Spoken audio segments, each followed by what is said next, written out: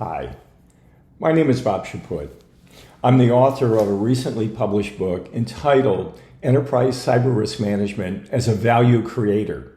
And as the subtitle indicates, it's all about leveraging cybersecurity for a competitive advantage. I'm often asked, why did I write the book? What inspired me to do so?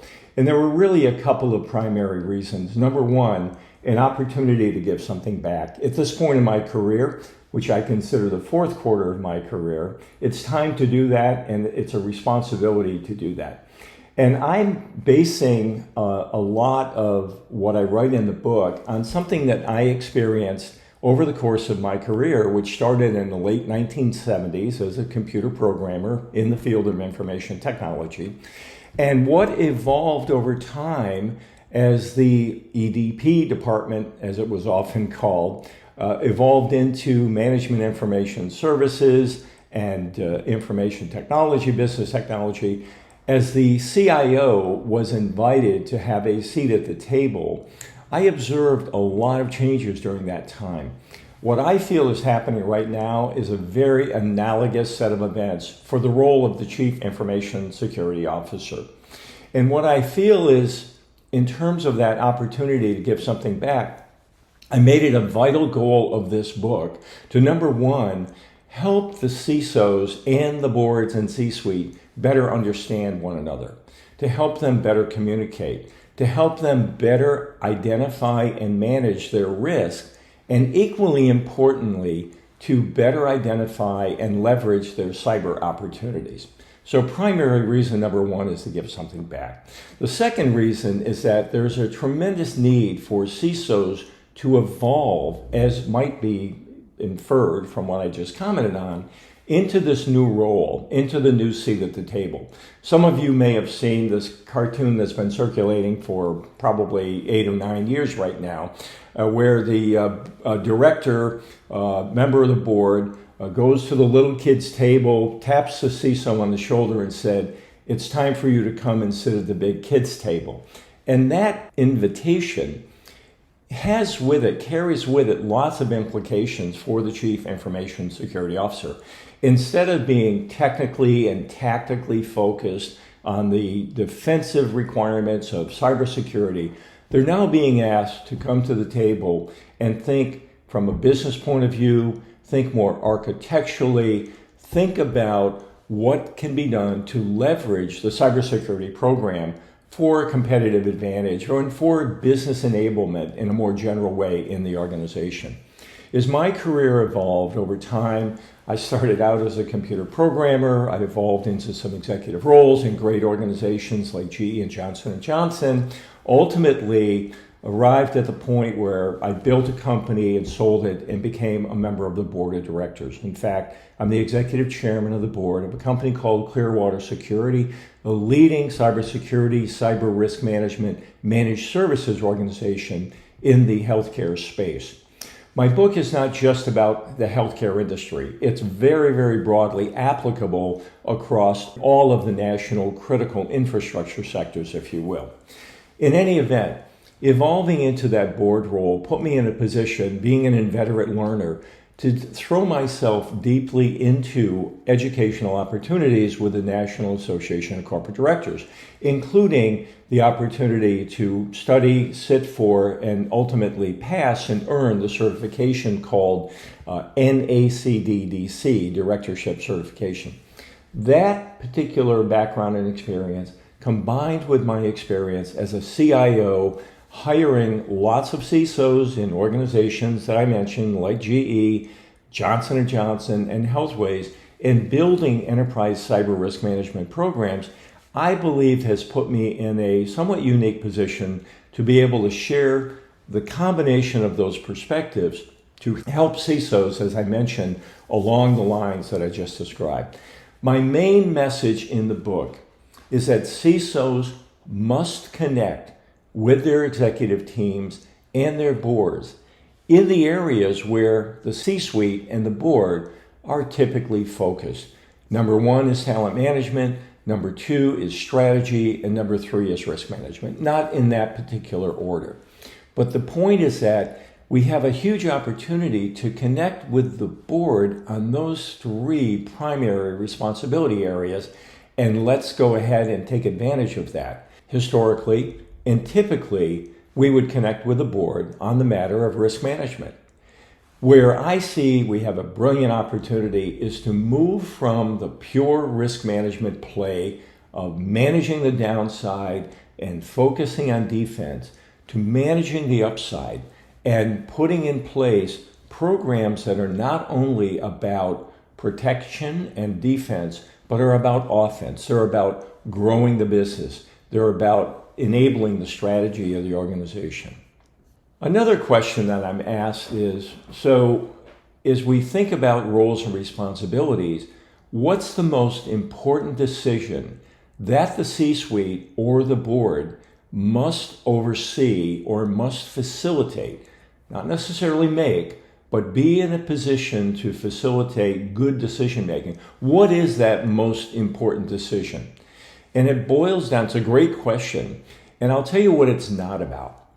It's not about the board getting involved in the multi-factor authentication solution you're going to put in place. It's not about the board deciding the EDR solution. It's not about controls. It's a much more strategic question. And if we zoom out, what it boils down to is the most important decision the board must make is how the organization perform enterprise cyber risk management. In terms of the details of what exactly is going to happen, who's going to do it, when are they going to do it, etc., that's going to be the responsibility of the management team. The big board question, the big board decision is going to be about how we're going to do this work. Oftentimes I'm asked, well, what are some best practices? And for business enablement and competitive advantage, what are some of the success stories? Well, let me split that into two parts. First of all, let's talk about best practices, and we'll then come back to success stories. Best practices are closely related to what I just spoke about, the question of how you're going to go about doing cyber risk management. So, for example, in the book, I talk a fair amount about three foundational building blocks for any enterprise cyber risk management program. Number one, you need to decide on a cyber risk management framework. I'm a huge advocate of the NIST cybersecurity framework. The next practical foundational building block of your enterprise cyber risk management program is your ECRM process. Some of you are familiar with the National Institute of Standards and Technology, publication 800-39, which is an overarching document about risk management, and its subsidiary document 800-30, which is specifically about how you do risk assessment work. So number one is a framework, number two is a process, number three is a maturity model. You can think about the framework as articulating what you're going to achieve in your enterprise cyber risk management program. The process is how you're going to go about doing that, and the maturity model as a mechanism to be in continuous process improvement mode. Other examples of best practices, and I articulate a dozen or so of these in one of the chapters in the book, include things like establishing enterprise cyber risk management governance. Who's going to make what decisions, how and when, as it relates to managing risk and leveraging opportunities. There's the matter of how are you going to build a strong education program around enterprise cyber risk management so that you create a culture that's focused on leveraging opportunities as much as managing the risk. There's a whole section that discusses guiding principles. Speaking of the National Association of Corporate Directors, over the years they've published continually improved and refined documents that articulate a principle-based approach to enterprise cyber risk management. Then there's the question of assuring the alignment of your business objectives. I should say, start with your cybersecurity and cyber risk management objectives with your business objectives. These are some of the best practices that I refer to. There are probably, in fact, there are a total of 10 of them that I discuss in some detail in the book. In terms of success stories, as we begin to pivot from a defense only, and don't get me wrong, we can't stop playing defense, as we pivot from a defense only approach to one that's focused on what are our cybersecurity opportunities. There are opportunities around increasing customer trust and brand loyalty, improving our social responsibility. Privacy, security, compliance go hand in hand with a strong ESG program. There are opportunities of driving revenue growth. There are terrific opportunities around lowering the cost of capital, given that the three major credit rating agencies today absolutely unequivocally consider cyber risk when they consider an organization's credit worthiness. And I go on to discuss a dozen of those. But here are some practical examples. One that comes to mind, top of mind, and I talk about it in the book, Equifax.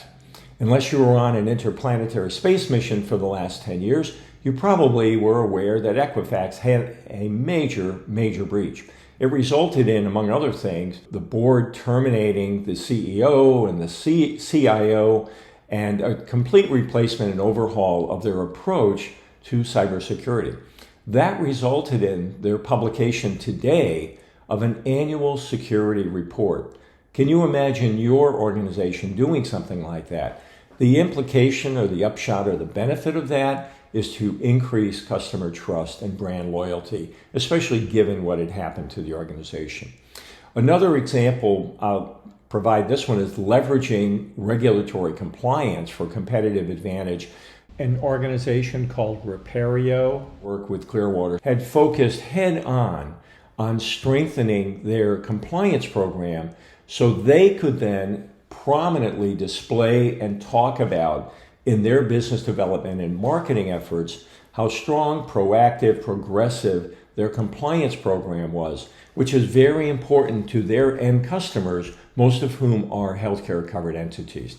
A final example I'll give is there's an organization that provides medical device cybersecurity in the healthcare space, coincidentally. Name of the organization is Cylara. Cylara goes to the table not only presenting an opportunity to improve security, improve and lower the risk of a compromise of confidentiality, integrity, and availability, but additionally, because their tools are in constant monitoring mode, they're able to be leveraged to help organizations better manage this very expensive inventory of medical devices. As a consequence of that, their value proposition and therefore the benefit that their customers receive is not just about playing defense and security. It's also about better business enablement. It's also about helping to operationalize in a more effective and efficient way how the company runs. There are many other examples. I talk about them in the book as well. So I guess the summary or the punchline is this. By helping CISOs and their C-suites and their boards communicate more effectively around strategy and risk management, remember those are two of the three key responsibilities of the board, there's a terrific opportunity for managing risk while leveraging cyber opportunities. And that's the conversation I'm trying to stimulate. Helping organizations move from a defense, managing the downside only approach to one that's focused on business enablement, offense, and managing the upside related to their cyber opportunities. I hope you have an opportunity to pick up the book and enjoy it. And if you do, please say something favorable on one of the review platforms, including Amazon. And as the old Hertz commercial used to say, if you don't like it, tell me. If you like it, tell all of your friends. Thanks very much.